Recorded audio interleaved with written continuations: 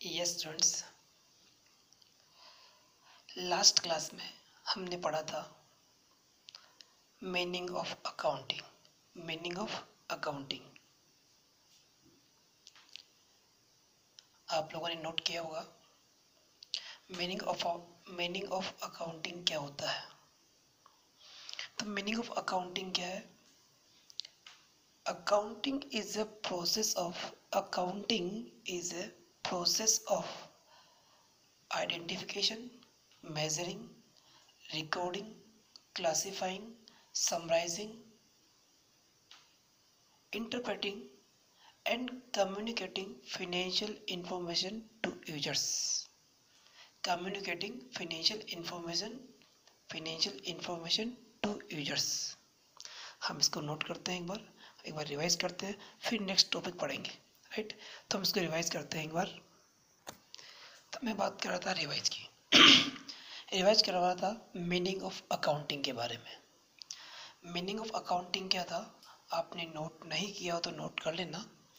Meaning of accounting is a systematic process of identifications, measuring, recording, classifying, summarising, interpreting and communicating financial information to users.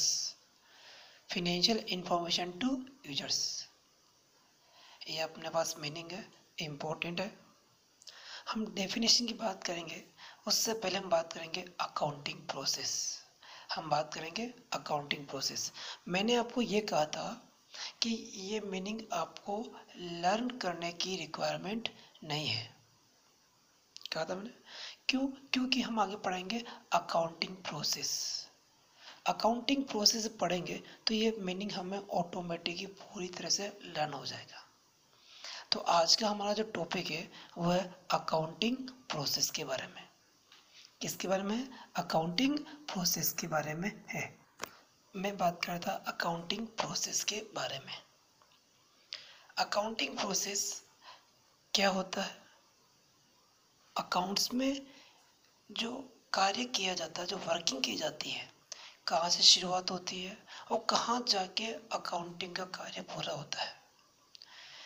Beginning to ending, accounting की working की जो beginning होती है और ending तक जो work होता है वो सब कहलाता है अकाउंटिंग प्रोसेस। अकाउंट्स कहाँ से शुरू होती है और कहाँ जाके खत्म होती है, हम उस पर बात करते हैं अकाउंटिंग प्रोसेस के बारे में। अकाउंटिंग प्रोसेस में सबसे पहले आता हमारे पास फाइनेंशियल ट्रांजैक्शंस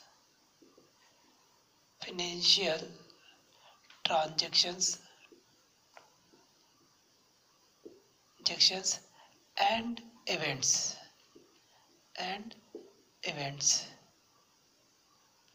क्या होता है?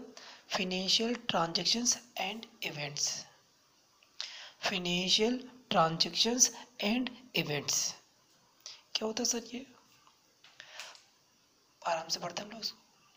फाइनेंशियल ट्रांजैक्शंस या इवेंट्स का मीनिंग होता है बिजनेस में जब बिजनेस अपने किसी कस्टमर के साथ लेन देन करता है या किसी सप्लायर के साथ लेन देन करता है, बिजनेस ट्रांजैक्शन करता है।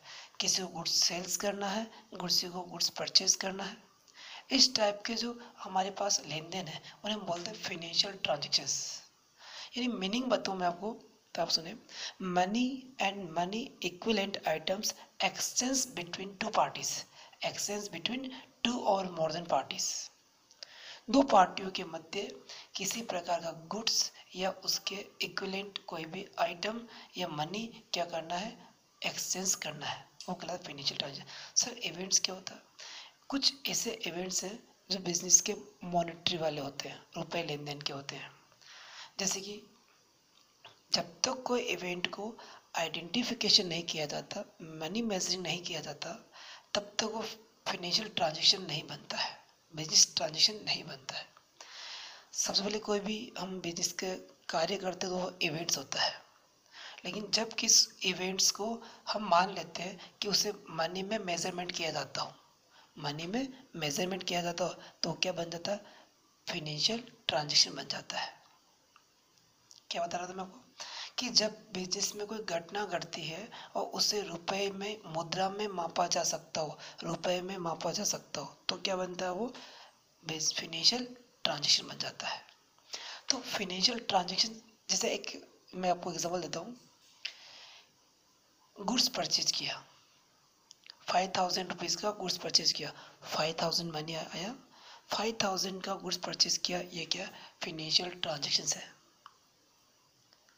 तो हमें फाइनेंशियल ट्रांजेक्शन को पहले आइडेंटिफाई करना है और फिर हमें क्या करना है? मनी मेजरमेंट, कितने रुपए की वैल्यू कितनी, उसकी वैल्यू कितनी है, ये डिसाइड करना है। ये होता है। तो फिर हमें फर्स्ट काम क्या करना है? फाइनेंशियल ट्रांजैक्शंस को या इवेंट्स को हमें आइडेंटिफाई करना है। हमें क्या करना है? आइडेंटिफाई करना है।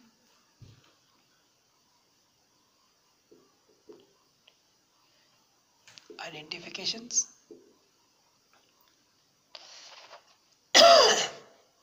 And money measuring.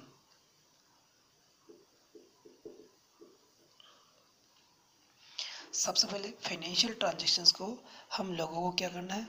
आइडेंटिफिकेशन करना है। और मनी, हमें क्या करना है? फाइनेंशियल ट्रांजैक्शंस को एंड इवेंट्स को आइडेंटिफाई करना है एंड मेजरिंग करना है। पहले उनको पहचानना है और फिर उनको मापना है, रुपए में मापना कि ट्रांजैक्शन की वैल्यू क्या है। जैसे ही हम लोग फाइनेंशियल ट्रांजैक्शन की आइडेंटिफिकेशन कर लेते हैं, तो हम लोग क्या करेंगे? इसको रिकॉर्डिंग करेंगे। क्या करेंगे? रिकॉर्डिंग। पहले तो फाइनेंशियल ट्रांजैक्शन को आइडेंटिफाइंग करना है, मेजरिंग करना है। जब आइडेंटिफाई हो जाता है, मेजरिंग हो जाता है, तो हम लोग क्या करेंगे? उसको रिकॉर्डिंग करेंगे। रिकॉर्डिंग मतलब लिखना होता है। पहले बिजनेस के लेन देन को पहचाना, मुद्रा में माप लिया, फिर हम उसको लेखा करेंगे, लिखना शुरू करेंगे। और कहाँ लिखेंगे? बुक्स ऑफ अकाउंट्स, खाता बहियों में, बुक्स ऑफ अकाउंट्स में, यानी कि हिंदी में खाता बहियों में हम उसको लिखेंगे। तो अच्छा, हम बात करते हैं अकाउंट्स में प्राइमरी बुक्स ऑफ अकाउंट्स। सर्वप्रथम लेन देनों को कहाँ लिखा जाता है? तो फाइनेंशियल ट्रांजैक्शन को सबसे पहले जो लिखा जाता है वो लिखा जाता है जर्नल, JOURNAL, जर्नल। हम इसको बोलते हैं प्राइमरी बुक्स ऑफ अकाउंट्स, लेखांकन की प्राथमिक पुस्तक, लेखा करने की पहली पुस्तक हम बोलते हैं journal. Account, books of accounts की फर्स्ट बुक, खाता बहिया जो होती है उसकी फर्स्ट बुक कौन सी होती है? जर्नल होती है। फाइनेंशियल ट्रांजैक्शन को सबसे पहले किस बुक में लिखा जाता है? जर्नल में लिखा जाता है। फाइनेंशियल ट्रांजैक्शन को सबसे पहले कहाँ लिखा जाता है? रिकॉर्डिंग कहाँ किया जाता है? जर्नल में किया जाता है।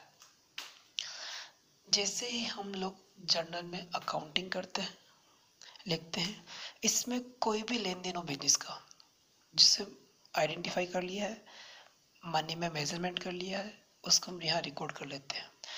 जो इवेंट्स मनी में मेजरमेंट नहीं किया जाता है उन्हें रिकॉर्ड नहीं करते हैं। लाइक एग्जाम्पल के रूप में सोचे, सुने आप, हमने एक टाइपराइटर को 8000 रुपये वेतन के रूप में देते हुए अपॉइंट किया, नियुक्त किया। एक किसको? टाइपराइटर को हमने नियुक्त किया 8000 रुपये सैलरी में। हमने क्या उसको 8000 रुपये दिए? नहीं दिए। हमने अपॉइंटमेंट किया। ये घटना है, बट ये फाइनेंशियल ट्रांजैक्शन नहीं है। जब तक हम उसको सैलरी पेड नहीं करेंगे तब तक वो फाइनेंशियल ट्रांजैक्शन नहीं बनेगा। नियुक्त करने की कोई एंट्री नहीं बनती है, उसको रिकॉर्ड नहीं किया जा सकता है। तो वो ओनली इवेंट्स है, नहीं कि फाइनेंशियल ट्रांजैक्शंस। तो मैं बात कर रहा था, फाइनेंशियल ट्रांजैक्शंस को सबसे पहले रिकॉर्ड किया जाता है।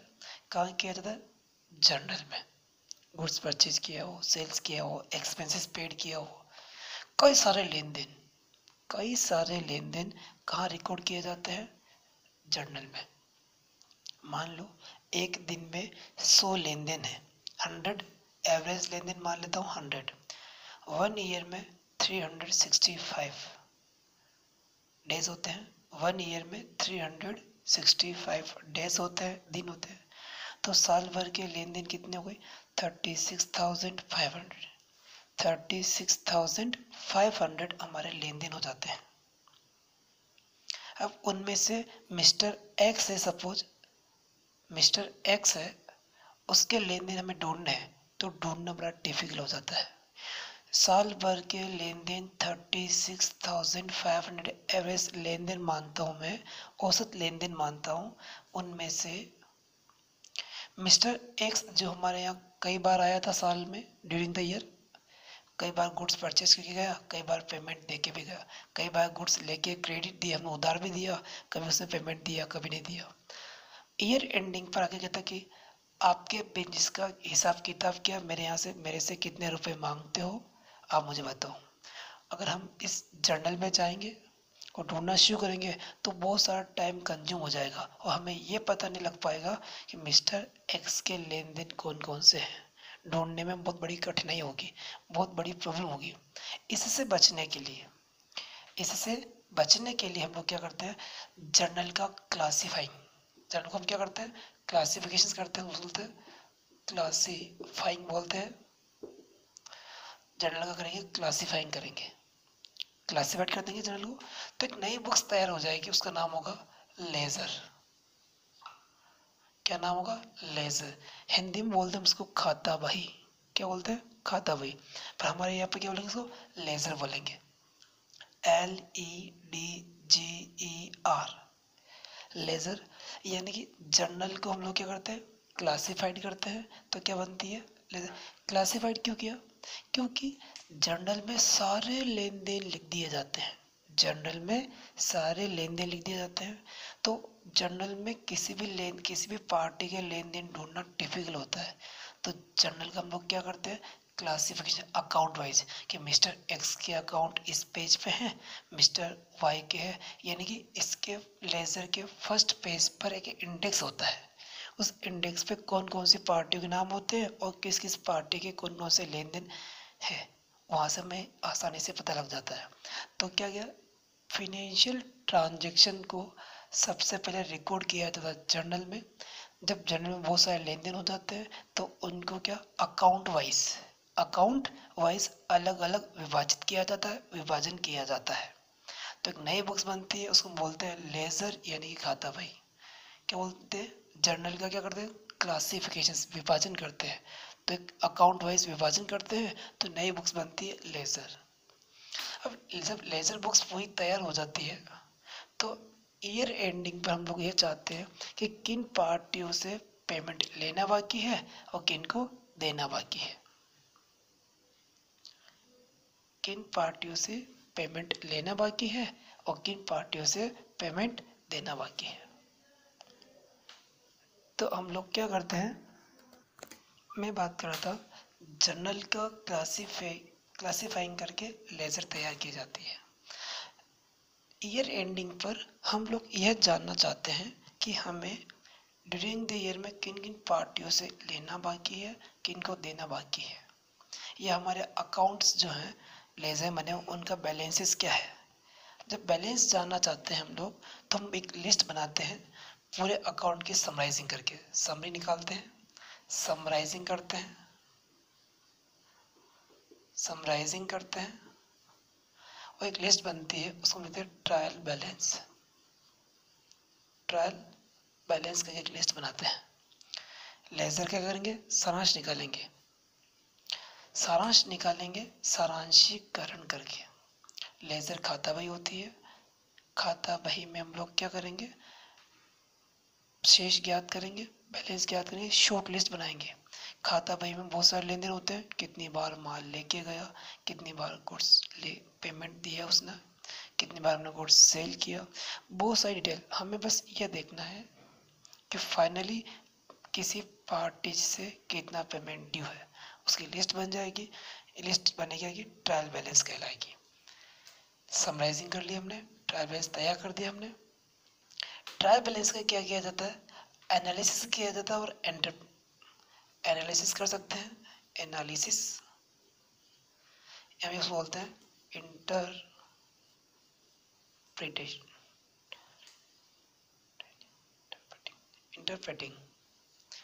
लिस्ट करेंगे तो हमारे पास ईयर एंडिंग पे बन जाएंगे फाइनल अकाउंट्स। क्या बनेंगे? फाइनल अकाउंट्स बन जाते हैं। क्या किया? फाइनेंशियल ट्रांजैक्शन को हमने रिकॉर्डिंग किया जर्नल में, जर्नल का क्लासीफाइंग किया, लेजर तैयार की, लेजर का हमने समराइजिंग किया, ट्राई बैलेंस तैयार किया और ट्राई बैलेंस को हमने एनालिसिस किया, यानी कि इंटरप्रेटिंग की। हमने एनालिसिस किया कि इस साल हमें कुल कितना लाभ हुआ, कितनी हानि हुई, बिजनेस की फाइनेंशियल पोजीशंस कैसी है, इसके बारे में। क्या बात की मैंने? बिजनेस की फाइनेंशियल पोजीशन के बारे में, नेट प्रॉफिट के बारे में, टोटल गुड्स परचेज कितना हुआ, सेल्स कितना हुआ, स्टॉक कितना है, इसके बारे में हमने जानकारी देखी है। स्टॉक कितना हुआ इसके बारे में हमने जानकारी देखी है।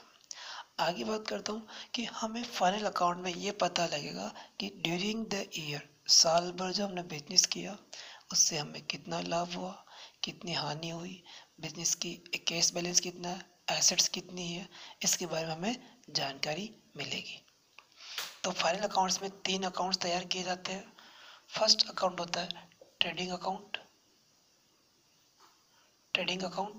सेकंड अकाउंट्स होता है हमारे पास प्रॉफिट एंड लॉस अकाउंट और थर्ड अकाउंट बनता है हमारे पास स्टेटमेंट, बोलते हैं बैलेंस शीट।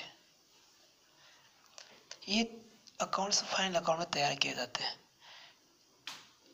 जब ये अकाउंट्स का रिजल्ट जो आता है, उस रिजल्ट को हम लोग क्या करते हैं, सारी इंफॉर्मेशंस हम लोग यूजर्स तक प्रोवाइड करवाते हैं। अच्छा, इन इंफॉर्मेशन का यूज़र कौन कौन होगा?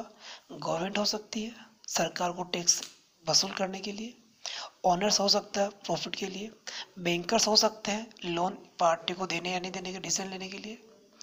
तो कई सारे ऐसे हमारे पास यूजर्स होते हैं जिन तक ये इंफॉर्मेशन पहुंचनी चाहिए। फाइनली हम लोग ये कह सकते हैं कि अकाउंटिंग प्रोसेस क्या है। अकाउंटिंग प्रोसेस यहाँ से शुरू होता है और यहाँ के ख़त्म होता है। अब याद करो, मैंने आपको समझाया था अकाउंटिंग का मीनिंग क्या था वो? Accounting is a systematic process. Accounting is a systematic process of identifying and measuring, recording, classifying, summarizing and interpreting and financial information communicating to users. Communicating